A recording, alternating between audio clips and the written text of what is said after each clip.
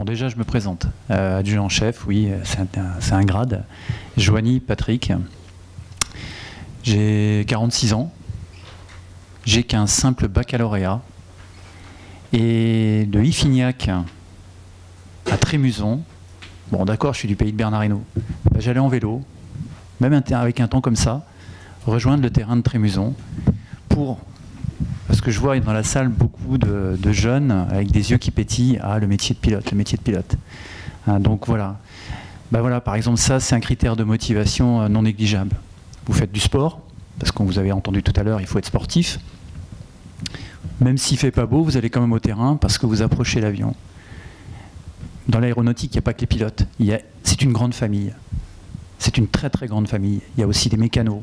Il y a des gens au sol qui sont pour le document administratif. Vous discutez avec eux, vous apprenez énormément avec eux.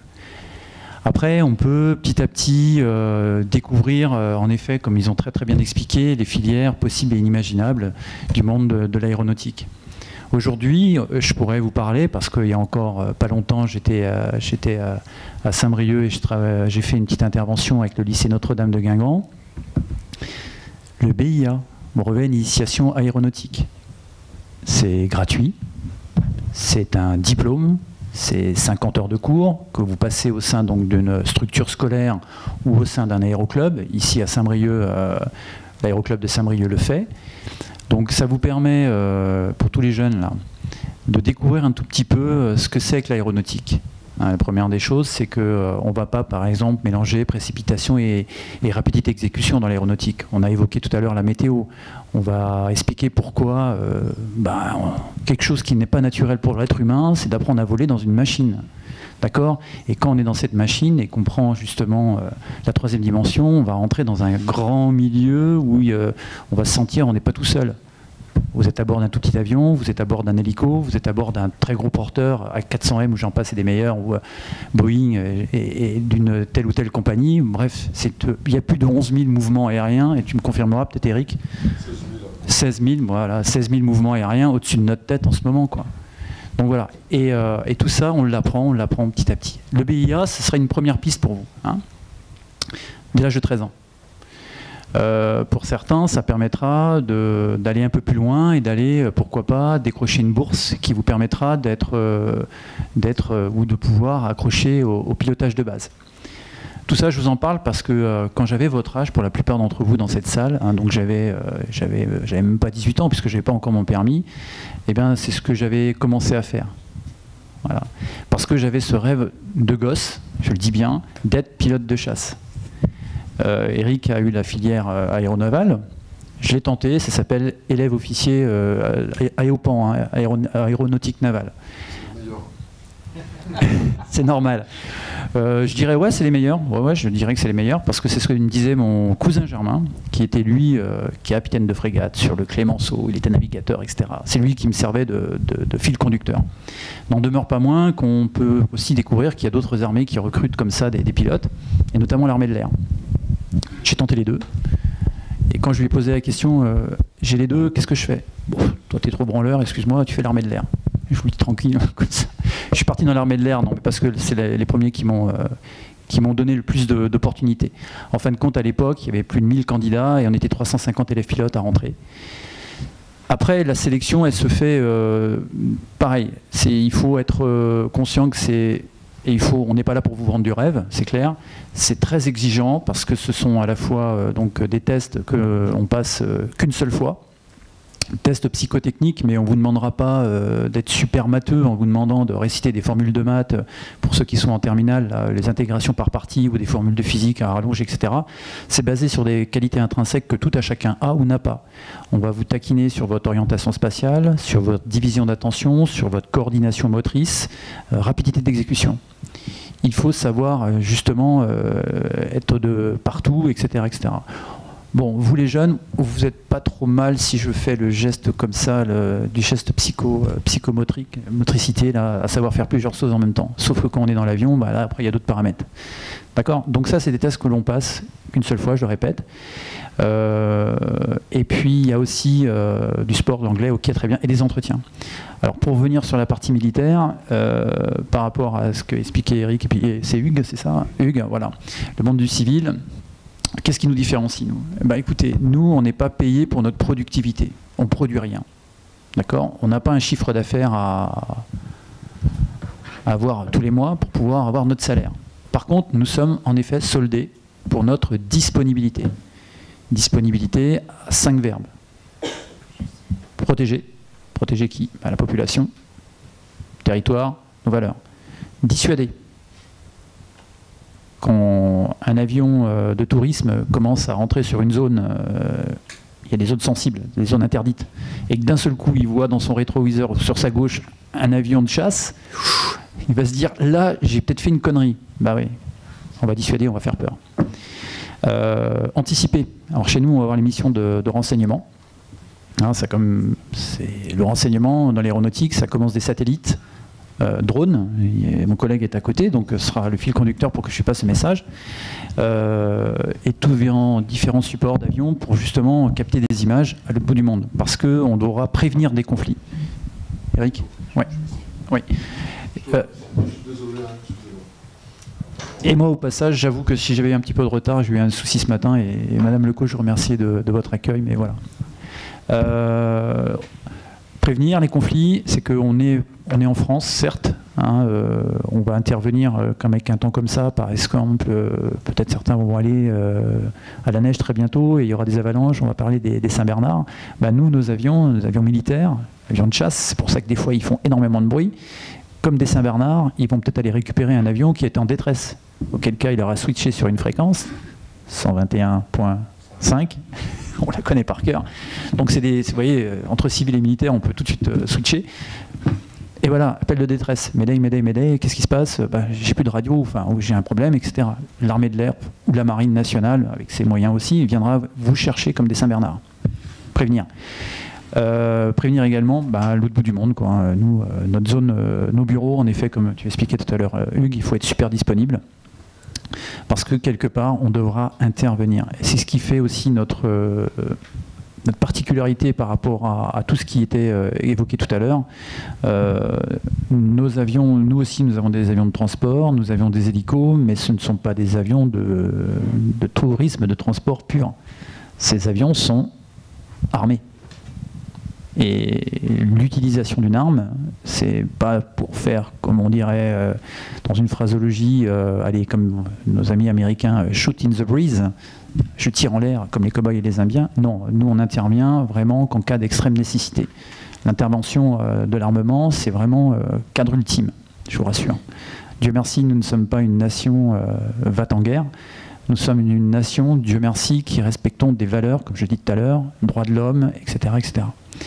On intervient parce que quelqu'un nous aura dit d'intervenir.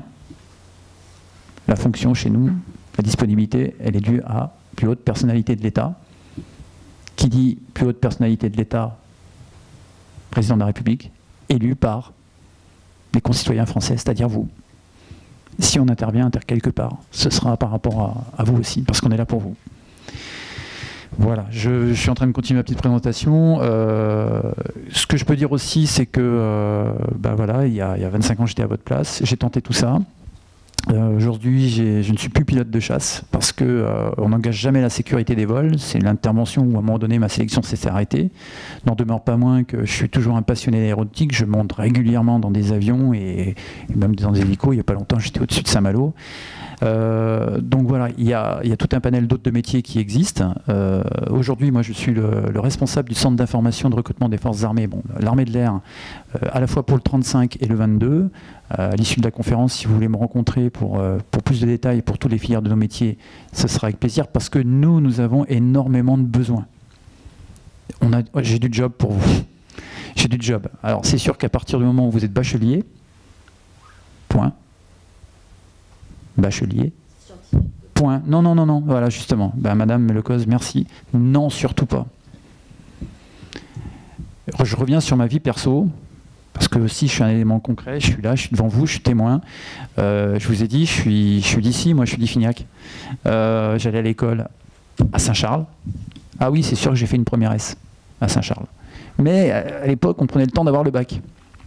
Je devais faire le bac D, et à un moment donné, on m'a dit non, le bac D, ça va pas possible, donc tu vas faire le bac L, bac 1-1. J'ai eu mon bac, et je suis passé mes tests de sélection, et dans ma promo, j'avais un copain, Thierry, Titi. T'as fait quoi, Titi, toi?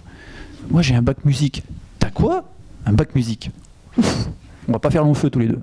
Ben, Titi, lui, il a été jusqu'au bout. Maintenant, il est... Alors, par le simple bac, on rentre avec un statut sous contrat de 20 ans, pas un jour de plus. Ce collègue, avec qui maintenant on a tous les outils de Facebook, etc., on continue à être en très bon rapport, il est sur Air Mauritius. Il a eu la chance d'être pilote chez nous avec 20 ans de contrat, pilote commandant de bord sur CASA. CASA, c'est un bimoteur de transport, 34 Pax à bord.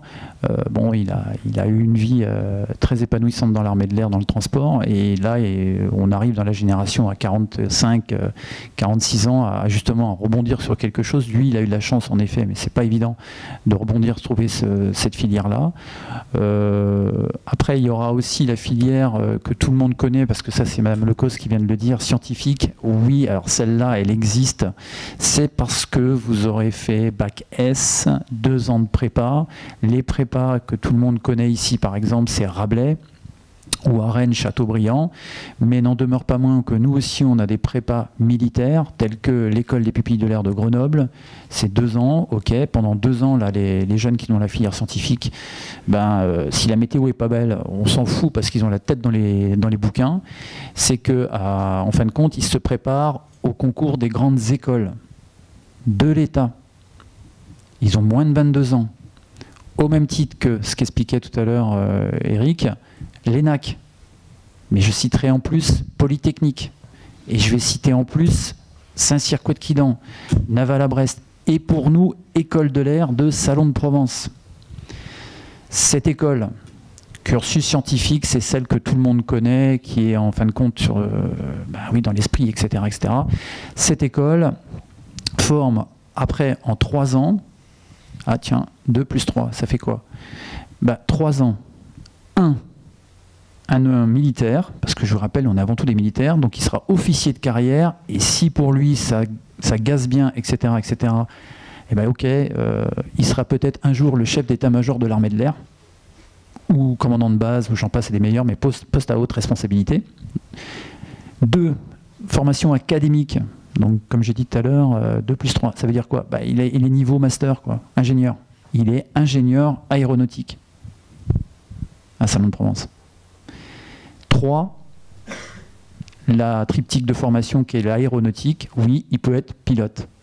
Mais chez nous, il n'y a pas que des pilotes dans l'armée de l'air. J'ai évoqué les missions qu'on pouvait faire. Ça peut être contrôleur aérien, ça peut être dans le renseignement, ça peut être dans différents informaticiens, et j'en passe, et des meilleurs. L'armée de l'air, on est 42 000 aujourd'hui. Donc on n'est pas 42 000 pilotes. D'accord? On en est bien loin, quoi. Aujourd'hui, en termes de chiffres, je vous donne franchement les chiffres, hein, ce qui rentre par l'école de l'air, donc maths sup, maths spé, bac plus 5, enfin, cursus scientifique, c'est 65 élèves tous les ans, d'accord? Parmi ces 65, 38 sont pilotes. Ok, ça c'est fait. Du côté du simple bac, aujourd'hui, on est à peu près à 600-700 candidats par an. Et cette année, on avait encore 58 places. Donc vous voyez, il y a encore plus de postes à pourvoir et ça va certainement s'augmenter l'année prochaine. Voilà. Honnêtement, on n'a pas assez de candidats pilotes. Parce que vous, déjà, quels sont ceux parmi vous qui savaient qu'avec un simple bac, on pouvait être pilote dans l'armée de l'air? Il y en a qui le savaient? Ouais, je savais, ouais. Bon, on a dû se croiser quelque part, alors non? Voilà. Donc ce métier, voilà, c'est pas impossible. C'est pas impossible. Ça ressemble à quoi une vie de pilote de chasse? Pilote, je veux dire tout court, hein, que ce soit chasse, transport ou hélico, c'est bien sûr axé sur la disponibilité. Vous êtes à l'escadron, vous êtes continuellement aux aguets sur bien sûr le type de mission qui nous convient par rapport à la machine, mais ça va être principalement aussi de l'entraînement. En tant que militaire, en fin de compte, on On vole dans des zones avant tout civiles. On a nos zones réservées parce qu'on doit s'entraîner à des catégories très extrêmes. Le sport, lorsque vous êtes à bord d'un avion de chasse, vous pouvez monter jusqu'à 9G. 9G, c'est 9 fois le poids de votre corps. Vous tirez sur le manche, quand on fait un bon virage, là, ça... il faut savoir avoir une bonne musculature. D'accord? Donc, on est à l'escadron. Aujourd'hui, un pilote de chasse fait 180 heures par an, il n'en fait pas plus. Parce que déjà, c'est exigeant en termes de support voilà, de vie de tous les jours, c'est contraignant. Donc la vie à l'escadron, ça peut être des vols de jour comme des vols de nuit. Hein, parce que la réactivité de la mission armée de l'air de protection, c'est 7 jours sur 7, pardon, 24 heures sur 24. Voilà. Après, bien sûr, le repos physiologique restera le plus... On n'est pas des machines, quoi. Hein. On n'en demeure pas moins mariés, des enfants. Donc voilà, on s'est rentré aussi à la maison. C'est une équipe. C'est franchement une équipe. Chez nous, on cultive cet état d'esprit.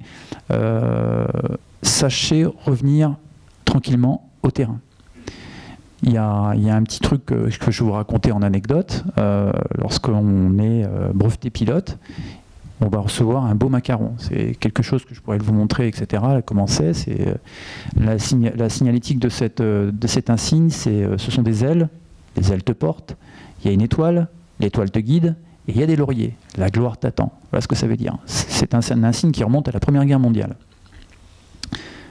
L'instructeur, au moment où il remet l'insigne à son élève pilote, félicitations, tu es devenu maintenant pilote dans l'armée de l'air, blabla, va plier l'aile droite. Façon de dire, je te lâche. La deuxième aile, qui est-ce qui la plie? Eh ben, c'est le conjoint, parce que ça peut être une femme pilote dans ces cas-là, ou la conjointe qui plie l'autre aile en disant tu fais attention, tu reviens quand même à la maison.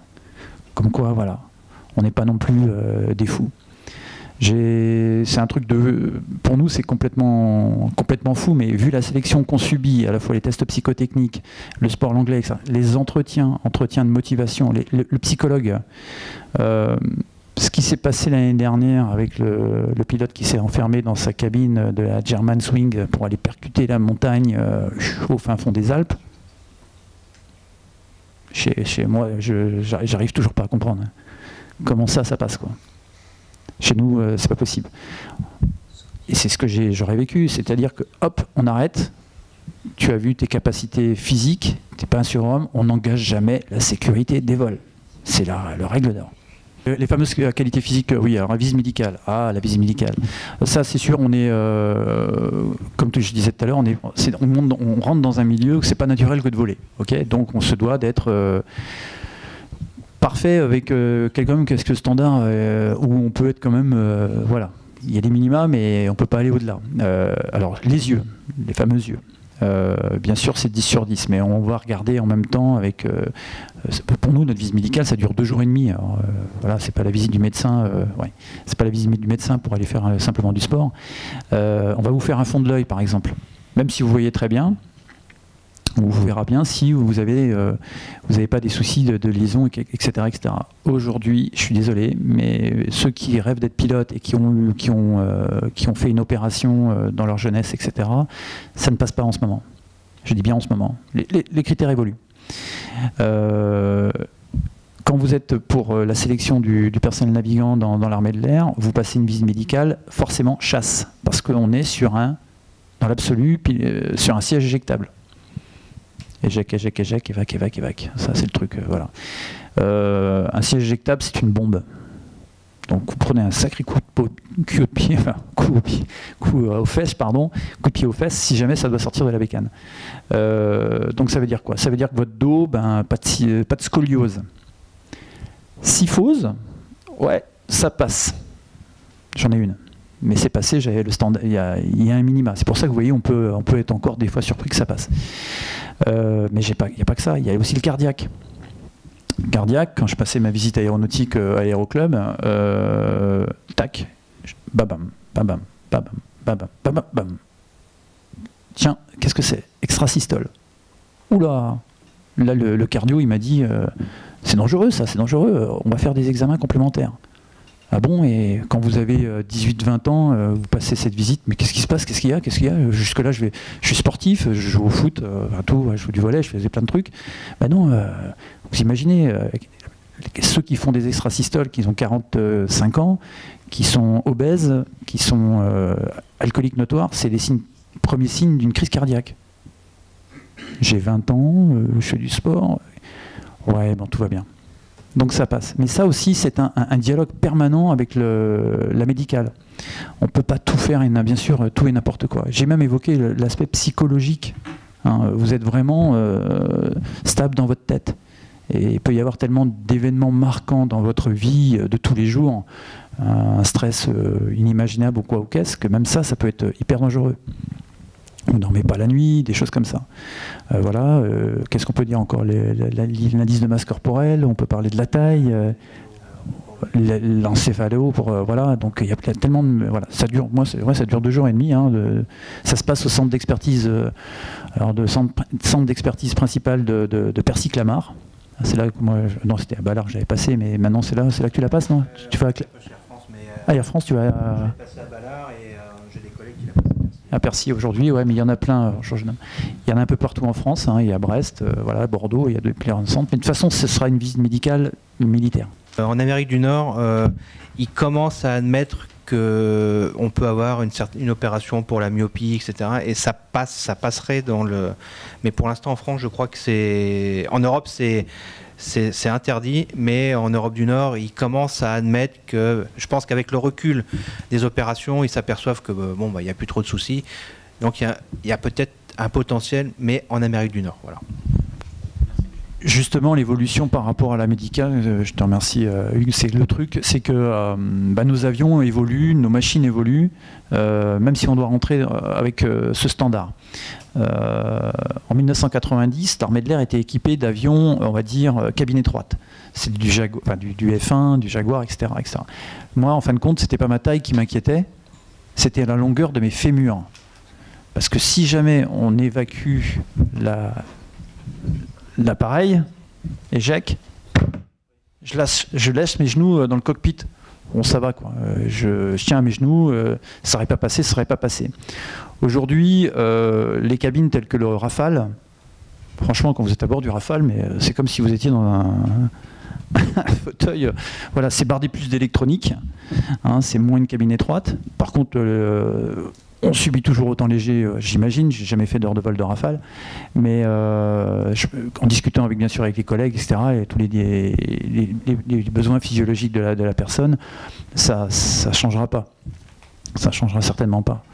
Ça pourrait avoir subi par contre Charme. Charme, c'est la centrifugeuse humaine, voilà, qui vous permet de, vous savez, c'est la machine à essorer. Là, on fait plein de tours là. Quand vous êtes là-dedans, vous subissez plein de choses et vous comprenez ce que c'est.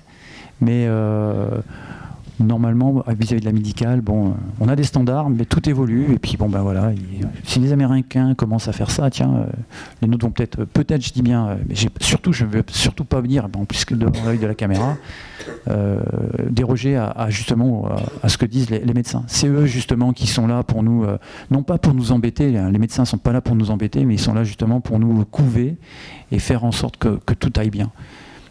On est, franchement, là encore, c'est une équipe, on a besoin d'eux. Et juste après, je passerai sur le côté pilote hélicoptère. Mais côté visite médicale, la visite médicale est commune, pilote militaire. Après, il y a des critères spécifiques pour les militaires, mais l'admission, les types de visite médicale est la même pour les pilotes militaires que pour la pilote civile. Mes collègues qui sont aussi dans le civil passent leur visite médicale à Percy chez les militaires. Donc, il y a certaines spécificités qui vont être pour les militaires, mais il y a un tronc commun entre la visite médicale militaire et civile.